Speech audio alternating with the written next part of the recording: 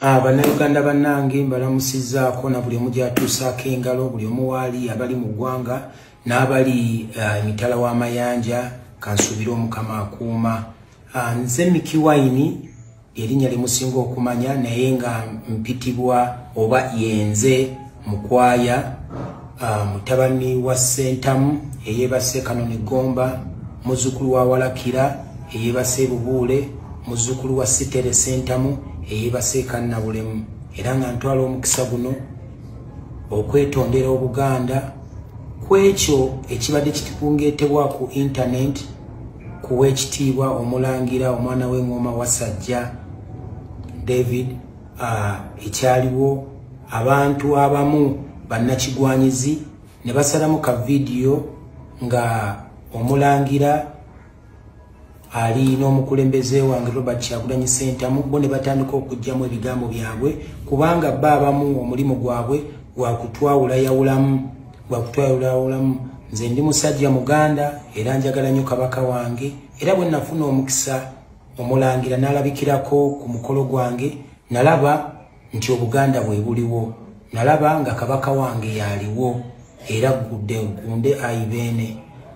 Ffenna ffe twakuzibwa nga tetuboola mu mawanga, tetuyisaamu bantu bakulu maaso, naddala nga tebalina kye bakoze kyesittaza wabula okukulembera. So bannange, nsaba buli omu ali eyo, oba oli mwana Muganda oba tuli Muganda, ffenna tuli wamu, twatondebwa mu bbumba lyerimu. Nsaba tulekeraawo okukozesa kyansi gye tuba tufunye, oba okukozesa internet nga bwe tuba tugifunye okuvoola abantu ate abatwagala, kubanga ate bwe tunavoola abantu abatwagala ne tubejjako tetujja kufuna atwagala. So mbadde nsaba Mukama nyamba bakakkanya emitima, abawe emitima emirungi, muveemu emitima emibi, kubanga mutuvumaganya eno. Bwe balaba ebintu ebimu ebyesittaza byemuwandiika ku bantu, oluusi abatalina musango, kati ng'Omulangira Wasajja eyajja okusapootinga omwana wa Buganda, kubanga bw'atandize ate oluusi mwandigambye nti tebasapootinga baana ba Buganda, ate kati bwazze ate munange muwandiika birala. So munange mulekerawo okutuvumaganya, era ntwala omukisa guno bambi okugamba buli abadde atambuza emboozi embi nti kikomye embagirawo, kubanga kyokola si kirungi. Tetulina kweyawulamu, tulina kubeera kimu, ate tetulina kuvuma mawanga gaffe oba kuvuma mawanga g'abannaffe, kubanga bw'oba oli mu ggwanga ddala n'ovuma eggwanga eddala tosuubira nti ab'eggwanga eryo banaasanyuka. Ate munnaffe nga ffe emimuli gye balaba mu maaso oluusi kiyinza okutwalibwa obubi nga tulinga ffe ababagamba nti mukole kino. So bannange, nsaba okwetondera Obuganda n'Omulangira Wasajja okutwalira awamu. Weebalenze kunjagala ng'omuntu, weebale kwagala baana ba Buganda. Era nze nkitwala nti abo bennyini abatunyigiriza be bafuba okuteekawo propaganda oyo. Tusigale wamu, twekuumire wamu, tulonde abafuzi ab'ensonga oba abakulembeze ab'ensonga nga ne Ssaabasajja Magulu Nnyondo bw'akitulambika, tweyagale okusinga okwawukana. Era nga nsaba okunnondera mukulu wange President Kyagulanyi Ssentamu mu kalulu akajja. Nze nga nze omuntu nze abasabye, sina gwe nvumirira, sina gwe mpakanya. Mukama abankuumire, ayi Ssaabasajja Kabaka wangaale. Mickey Wine yetondedde Obuganda wamu n'Omulangira Wasajja, agamba nti yayisibwamu amaaso ku shoye, agamba nti ye mwami Muganda era yakuzibwa era ayagala nnyo Obuganda, era n'asaba abantu n'abakozesa emitimbagano nti mugikozese bulungi, muleme okubanga ate muleetamu enjawukana mu bantu wamu n'okusosola mu ŋŋanda. Byonna bigenda mu maaso. N'agambye nti ekivulu kya Mickey Wine beebaze Bebe Cool. N'abuuzizza lwaki Bebe Cool awadde ensonga ze zizino. Nze mu byonna ekyaguddewo ku kivulu kya Mickey Wine, engeri gye kyamusaze, neebaza Bebe Cool. Bebe Cool atya? Bebe Cool akoze kyamaanyi nnyo kati. Okola ki? Okusika Kyagulanyi okumujja mu byobufuzi, okumuzza mu gundi mu music. How? Ati Kyagulanyi yali yagamba omusajja bamugana okuyimba ku Serena nga yayimbye ani yamukutte te yayimbye wabaddewo nze nalabye yabuuziza bubuuza ku bantu stage n'abonga ku muganda we yayimbye ne Miss Buddy simanyi Mr. Badman simanyi Miss Badman from Kamocha really yes yagamba bamugana yakubye laga bulungi nnyo nga tewali yadde wa polisi amukuba jeke nanyumirwa na bulungi nnyo munse bleeding mu Uganda bleeding kyogamba yatusiba kiwani nti bamugana okuyimba omanyi nabagamba obuzibu bwe tulina mu ggwanga lyaffe lino buli bumu ennamba y'abasiru bannyingi kyusamu ku kigambo nze njogera by'otayagala nze enyiyita obuzibu bwe tulina mu ggwanga lyaffe ennamba y'abasiru nnene nnyo ku y'abagezi yagamba bamugana okuyimba yakubye endongo nakubalaga n'arapinga n'engamba kyekyo kyago kuba tugende mujjukira wano we yakwatidde microphone ng'ayimba mweno mu audience Bugembe yabadde ayimba n'amugamba ng'ovudde ku ekyo akantu ako akabugembe ke yakozebwa kategedde Bugembe namwagadde nnyo lwa nsonga egi ayimirira agiyita yamugambye oli muganda wange naye nze Museveni taata wange njagala nnyo Museveni yes Ssebo Kyagulanyi yabadde ayagala kulabisa Bugembe yes mu bulamu bw'ensi bw'oyiganga okuyimirira ku kigambo kyo tojja kuswala ne Katonda tali kuswaza mu maaso g'abalabe bo naye nga bamutintimyako Bugembe yasooka jjukira yatulako mu luno oluyimba tuliyambala engule namala n'atintima omanyi obuvumu Bugembe bwe yakozesa mu maaso tukyali ku Bebe Cool kennyina amawulire galiwo gali nti bamaze ne babanga ba ironing out ebizibu byabwe babadde nabyo ne Eddie Kenzo era ng'essaawa ya kakati we twogerera mbu bali kitole finally amaze nakkiriza ne yeetondera omunene tosobola kweteeka ku kkubo ly'omunene n'omalako Bebe Cool ani yali amuwangudde kunze ŋŋamba ne fakiti abayimbi ne we mwegatta mwenna ye n'asigala omu oba ne basigala babiri era still temusobola mudefeatinga ekintu kye mulina okukola izikukakkana ne mumanya nti omunene alina kubeera nga waali ate ku toopu ne mbabuulira so Kenzo yasisinkanye Gravity n'amugamba waayi omusajja nga w'amaanyi sijja musobola mugambe nti akakkanyeeko ate nga Bebe Cool talina kye yayogedde era tosobola laba Bebe Cool ng'addamu Kenzo because abassa wansi amadaala ge Kenzo tali mu argument yemu ne Bebe Cool era tojja laba Bebe Cool ng'akola interview oba okukaaba ekyo tojja kiraba kitegeera so big size Bebe Cool tosobola muwangula namba emu kasita omanya nti tosobola muwangula olina mwegattako so mukulu ono kyagezaako okukola ne Gravity so thank you okumanya nti omunene ali omu era tawangulwa ne bw'okola otya ebiri mu music industry n'ebibaddemu okusika omuguwa wakati naddala abayimbi ababadde ku campaigns za NRM wabaddewo lift nawe obadde okiraba bamu batuuka ku stage abamu ate nzaddako bakubye oluyimba lwoli oli ne yeesimbawo mu maaso ono n'atalupafominga kwegamba ebintu bingi ebibaddewo ate simanyi abamu baabawa ssente ne batalabikako bintu bingi nnyo ebibaddewo naye kakati amawulire ge tufuna geego nti basobodde okuba nga batuula ne beekubaganya empawa sinakindi n'okuba nga ate bakkirizaganya kiki ekisaanidde okuba nga kikolebwa abamu mbu ne beetondera n'okwetondera bannaabwe naye nga byonna byonna bigenda mu maaso omwana mulenzi kapiripiiti bulijjo mugamba simanyi agenda mu nnyanja munnanga ali eno abonga ku ba big boy akiringa ne ba big boy era ali eno ne Burna Boy. Hello. Yo, hello. Man, you guys are amazing. Thank you. Listen. Yo, girls in a migrate. 0 Snapchat, 0 Instagram. Boo, sleep, fuck up the vibe, man, leave. Style, following that I can bitch. I don't care, so you have a magazine. You are fan, you wanna give it to me. Tell me the shark on me, and the fit. Make like a scream, as long as a discussion. This nothing, Joe my balance. Once I highlight, they do nothing. But sharpen, fuck, cash.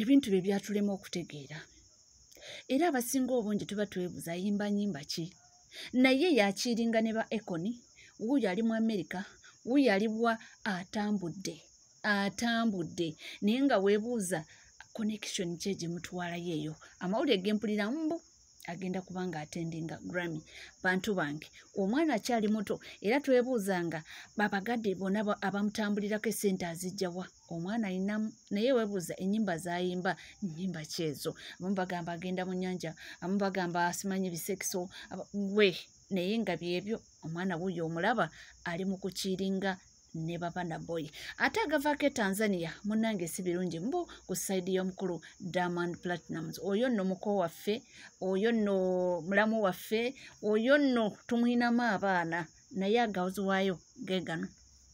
Diamond Platnumz has run away from his house. Breaking news, Diamond Platnumz has run away from his house after some shots were fired at his house.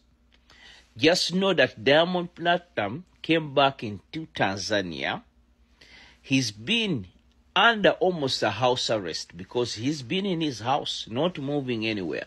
Because people in Tanzania don't like Diamond Platnumz anymore. He knows that very well. Watu waliwo omwana mulenzi akiguddeko wano oyinza okwebuuza akiguddeko atya bamukutte mbabadde n'ebicuupuli ng'agezaako okufera abantu bannange ensi ffenna yatunyiga naye abamu bo balowooza bajja kubanga ate bayitira ku bannaabwe batambule bagende gye balaga bwekulemeredde naye gw'osuubira kufera munno oyitewo munnange bamuwadde empi. Lwaki ogaba ebicuupuli?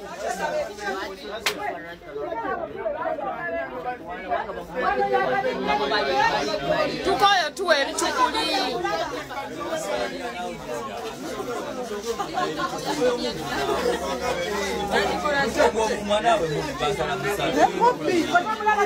Yagala otuwa ebicuupuli labalabalaba.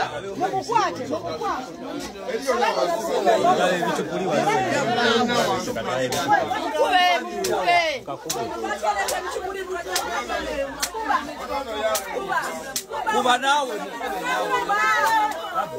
kuba nalongo mukube oli ebicuupuli buli kadde mubiye nyinda abo mwana we amasiga nga tegajja ababbi mwekaza ng'amasiga tegajja ngatokaaba nga tweyongerayo mu mawulire g'enjawulo nze bwe ndi munnange okubanga ng'akutuusaako gonna gatambula mujjukira omuvuka eyavuddeyo omwami actually ne balumiriza omugagga abantu babadde bakyawakana ne wavaayo omukyalo omulala naye n'agamba nti bituufu naye byali bimutuuse kate yagamba nti byamutuukako yali aweza emyaka 2 agambye 24 era nti Biden yalina lubuto naye agambye nti sijja kwogera oba biki ebyantuukako exactly nti naye abo abantu beboogera bituufu kubanga nange ndi victim. Oyo Uncle Ram oyo omwami oyo mukyotala byonna byayogera ge mazima talina kyalimbyemu n'eki nange kennyini naliko victim oyo omwami gwayogerako nga nina emyaka 23 awo wennyini ku Imperial Resort wano Entebbe awo kitegeera naliko victim sijja kwogera ntya oba ntya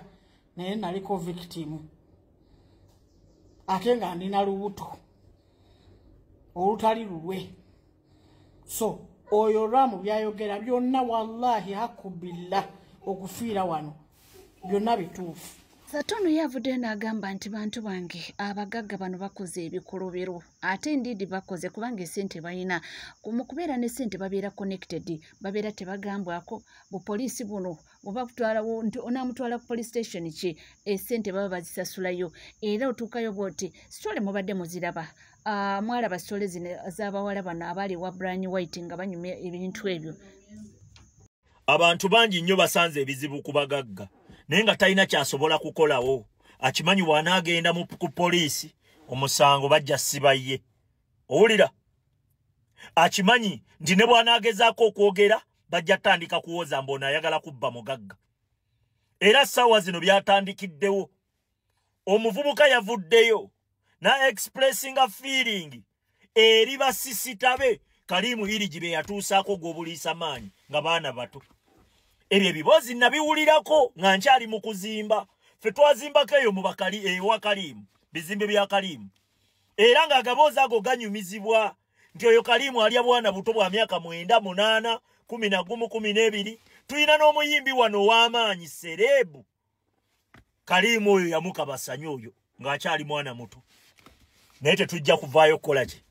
Oyo yesijja mwogera kuba ye yasalawo kusirika. Serebu mwana muwala w'amaanyi. Bebamu ku bayimbi abasinga amaanyi e Uganda. Mpuliriza bulungi. Aba abasajja ebyo babikolera ddala. Ekyo nkikubuulira. Babikolera ddala. Naye olw'okuba balina government influence toyina gy'ojja muloopa. Ne bw'oba oyina embeera gy'oyagala okweexpressingamu empulirayo tebajja kutegeera. Saawa zino bapangisiza bu buloga buli wano ku media butandikiddewo baagala kubba mugagga bamusabye biliyoni 2 bamusabye biki ekituufu kyo kiri nti tebagenda funa bwenkanya abaana abo. Lwaki? Kubanga Kalimu Irigi akolanga surrogate babayita ba surrogate wa Museveni yamwetikira ebyobugagga bye biri mu mannya ge naye nga bya Museveni. Kati talina kyasobola kukola ki kumukolako. Naye nkubuulira biboogera bya ddala tebiriiko wadde okubuusabuusa n'ensi yonna ekimanyi nti bisoboka bituufu. Naye munnange omugagga ye yatandikiddewo saasaanya ssente. Baagala kunziba, baagala kutwala ssente zange, abo banjogerera, abo bakola biki nkubuulira. Bino ebintu byapeninga ez'emboozi naziwulira dda.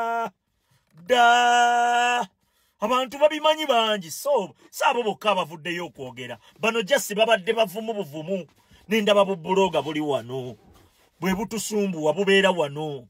Ntunulira ka chicken mbwa nti baagala kubba mugagga kaakati baagala kubba mugagga. Kati omugagga sente yaziyiye ku media. Naye tetugenda kukkiriza wano kuyimirira wano mbolokuba bakuwadde obusente otandike ku deceiving abantu. Gomanyi oli okutuuka ovaayo n'ayogera ebintu ebyo ku mugagga. Gomanyi abaana abawala okuvaayo ne baganze bandepinga nina emyaka 9, myaka 11. Omanyi kye kitegeeza? Omusajja yabalepinganga nga yeekwasa nti ali mu kubaweerera. Babbalamu be bali babbalamu bonna babimanyi ebyo. Oyinza n'okwekanga nabo babirimu. Obo bonna bubbalamu nga bonna babirimu. Ulide awono tuvuddeyo waliwo ensonga ya national ID mwagigulidde abaana bali wano bagabazi security alerts era nze mbawo kubanga nga batuusaako biki ebigenda mu maaso. Kakati national ID tuwulire biki bagamba. Nsaba muntambulize video yange eno etuuka ku buli Munnayuganda yenna nga bwe kisoboka. Essaawa zino ekitongole kya NIRA kifulumiza ID empya. Naye buli Munnayuganda tokkiriza mukulekera muntu yenna ID yonkadde. Kuba ID empya ebinkumu tenna verifyingibwa era ebinkumu ojja kutuuka okulonda ekinkumu kikuwande.